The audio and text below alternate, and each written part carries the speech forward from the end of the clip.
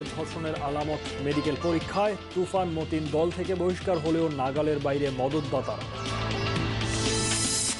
রাজশাহী বিশ্ববিদ্যালয়ে যৌন হয়রানির বিরুদ্ধে ব্যবস্থা গ্রহণে প্রশাসনের সদিচ্ছা নিয়ে প্রশ্ন অভিযোগকারীর। অভিযুক্ত শিক্ষকের দাবি সবই ষড়যন্ত্র। নির্বাচনে ত্যাগী ও পরিচ্ছন্ন প্রার্থী বাছাই করবে আওয়ামী লীগ। বিএনপি চায় অনুগত বিশ্বস্তদের, দুদলেরই অগ্রাধিকার তরুণ নেতৃত্ব। এবং পিনাক ট্র্যাজেডির ৩ বছরেও শনাক্ত হয়নি ২১ মরদেহের পরিচয়। নিখোঁজদের পরিবারও পায়নি কোনো ধরনের সহায়তা।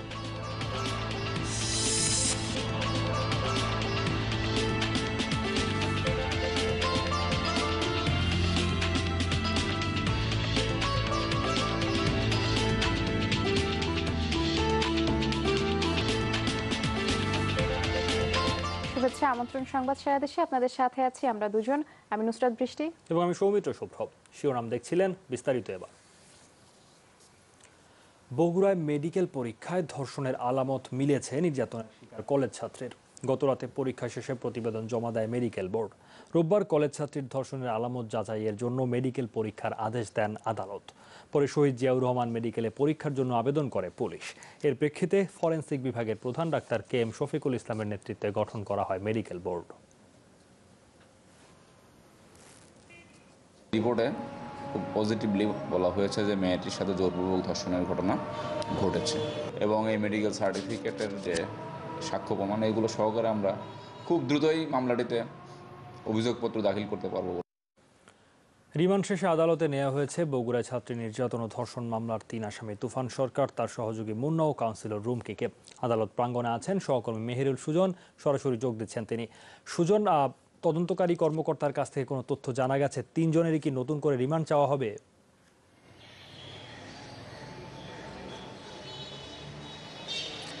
সৌমিত্র, আজকে কিন্তু বিকেল ৪টা নাগাদ বগুড়ার আদালত প্রাঙ্গণে নিয়ে আসা হয় এই মামলার প্রধান আসামি তুফান সরকার, তার সহযোগী মুন্না এবং নারী কাউন্সিলর মার্জি হাসান রুমকি।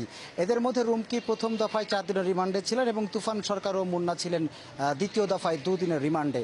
তো তদন্ত কর্মকর্তাদের সঙ্গে আমাদের যে যতটুকু কথা হয়েছে, আমরা এখন পর্যন্ত যে তথ্যটুকু জানতে পেরেছি, এই 3 আসামির ভেতরে আজকে কিন্তু তুফান সরকার এবং মার্জি হাসান রুমকি এই 2 জনের আরও 5 দিন করে রিমান্ড চাইবে পুলিশ।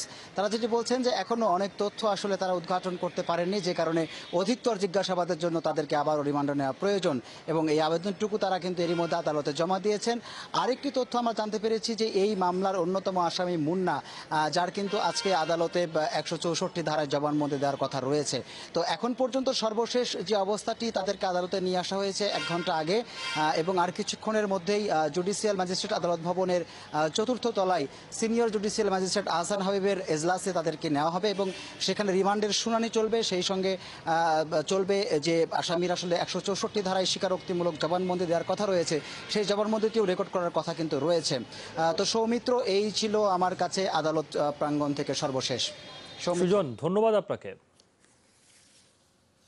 বগুড়ায় ধর্ষণ ও নির্যাতনের ঘটনায় 2 ভাই তুফান ও মতিন সরকার দল থেকে বহিষ্কার হলেও তাদের মদতদাতারা এখনও ধরাছোঁয়ার বাইরে। তাদের চিহ্নিত করে ব্যবস্থা নেওয়া জরুরি বলে মনে করে বগুড়ার বিভিন্ন রাজনৈতিক দল। আর এই ঘটনা থেকে শিক্ষা নিয়ে অপকর্মে যুক্ত নেতাকর্মীদের ব্যাপারে সতর্ক থাকার পরামর্শ সচেতন নাগরিকদের। বগুড়া থেকে মেহেরুল সুজনের রিপোর্ট। কলেজ ছাত্রীকে ধর্ষণের অভিযোগ আসার পর শ্রমিক লীগ থেকে বহিষ্কার করা হয় বগুড়া শহর শাখার আহ্বায়ক তুফান সরকারকে। তাকে প্রশ্রয় দেওয়ার অভিযোগে শহর যুবলীগের যুগ্ম সাধারণ সম্পাদকের পদ থেকে বহিষ্কার করা হয় তার বড় ভাই মতিন সরকারকেও। নেতারা বলছেন, দলের পরিচয় ব্যবহার করে অপকর্মের অভিযোগ ওঠায় এমন সিদ্ধান্ত। আমরা সেই সার্টিফিকেট দেইনি যে তুমি দলের ব্যানার ব্যবহার করে অন্যায় করবা, অপরাধ করবা, মাদকের ব্যবসা করবা, জুয়ার বিজনেস করবা, এটা করার সার্টিফিকেট দেওয়া হয়নি কাউকে। রাজনৈতিক নেতারা বলছেন, শুধুমাত্র দল থেকে বহিষ্কার করে দায় এড়ালেই চলবে না, তাদের নেপথ্যে যারা রয়েছেন তাদেরকেও আইনের আওতায় আনা দরকার। সেই সঙ্গে তাদের সম্পদের অনুসন্ধান করা উচিত দুর্নীতি দমন কমিশনের।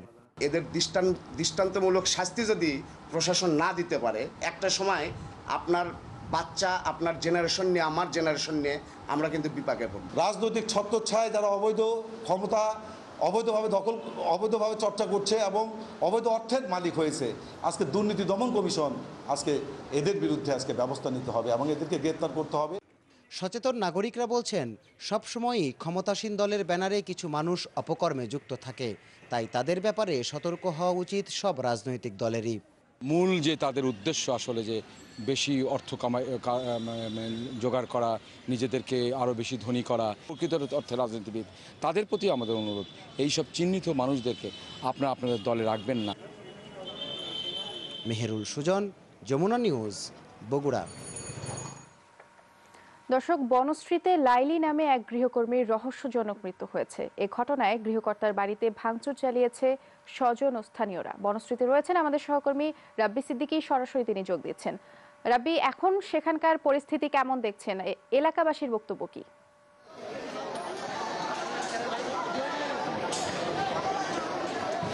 বৃষ্টি, এই ঘটনাটি কিন্তু সকালের ঘটনা এবং যখন থেকে এই লাইলির মরদেহটি এই বাসাটি থেকে বের করা হয় তারপর থেকে আমরা দেখছি এখানকার যারা স্বজন আছেন, লাইলির স্বজন সহ স্থানীয় যারা বাসিন্দা আছেন, তারা কিন্তু বিক্ষুব্ধ হয়েছেন এবং সকাল থেকে আমরা দেখছি যে তারা এখানে অবস্থান নিয়েছেন এবং তাদেরকে নিয়ন্ত্রণ করতে আইনশৃঙ্খলা বাহিনী চেষ্টা করছে, কিন্তু কোনোভাবেই পরিস্থিতি এখন পর্যন্ত নিয়ন্ত্রণে আনা যায়নি। এখনও যদি আপনি দেখেন যে এখানে কিন্তু শত শত এই যে বনশ্রী এলাকায় যারা লাইলিকে চেনেন এবং যে বাসাটির নিয়ে আপনি জানেন যে বাসাটিতে লাইলি কাজ করত, সেই বাসাটির নিয়ে কিন্তু এখানকার মানুষের অনেক অভিযোগ, আগে যারা কাজ করেছে তারাও নির্যাতনের শিকার হয়েছে। এই কথাগুলো কিন্তু আমরা এখানে ঘুরে ফিরে সবার কাছ থেকে শুনছি।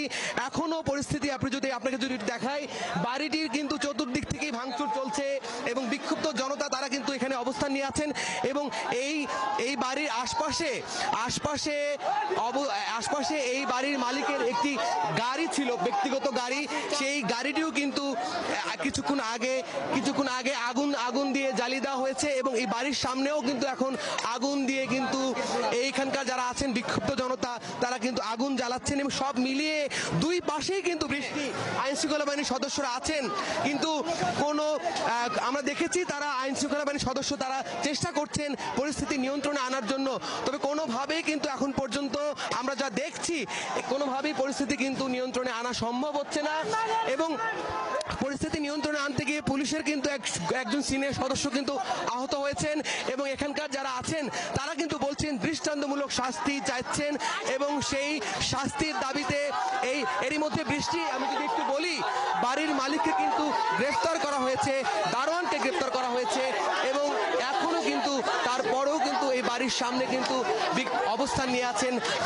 এখানকার যারা বিক্ষুব্ধ এলাকাবাসী এবং স্বজনরা কিন্তু সকালবেলায় কিন্তু বলেছেন বৃষ্টি যে তারা বলছেন, স্পষ্ট করেই বলছেন যে এই ঘটনাটি একটি হত্যা এবং সেই হত্যার আলামত যা পাওয়া গেছে